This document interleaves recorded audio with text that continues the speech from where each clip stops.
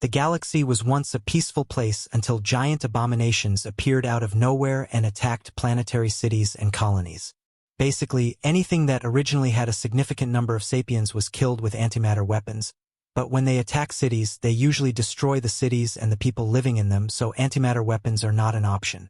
The government had no choice but to let the monster wander until it left the city on its own and was eventually killed with antimatter weapons.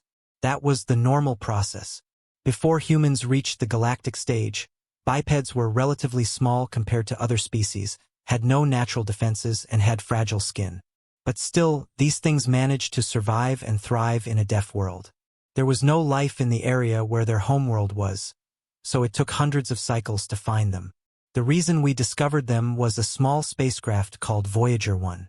We will soon inform them of the abominations that will attack the rest of the galaxy and tell them that they too will be attacked by these abominations and should prepare for the inevitable.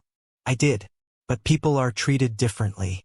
Initially, they did not show the other members of the Federation how to deal with the monsters until the final cycle, when a human ambassador was invited to the third meeting.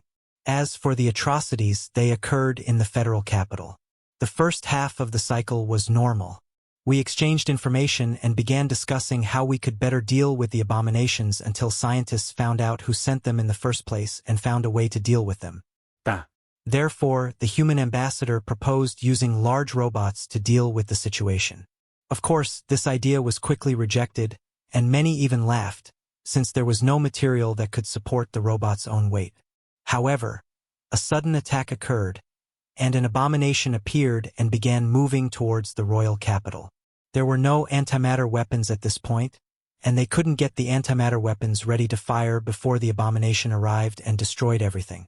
But then the human ambassador pulled a small device out of his pocket and said, "Bravo, please stay within 15 units of standard time." After about 30 minutes, we took shelter in one of the bunkers to survive the attack, but not before entering. Hundreds of human ships could be seen carrying giant robots. When he arrived near the monster, it was thrown to the ground, leaving a hole in the center of its chest that appeared to be waste heat from a fusion reactor. The robot immediately clenched its fists, which was clearly interpreted as a challenge by the abomination, likely leading it to change course. But before I could see the battle begin, I was pushed into a bunker after a galactic cycle. When we left the bunker, the damn robot was dead. The human robot lost his arm and had 3 large gashes on his chest. However, the abomination had a large hole in its chest with burns similar to those caused by plasma. Humans managed to create robots of this size and solve the weight problem.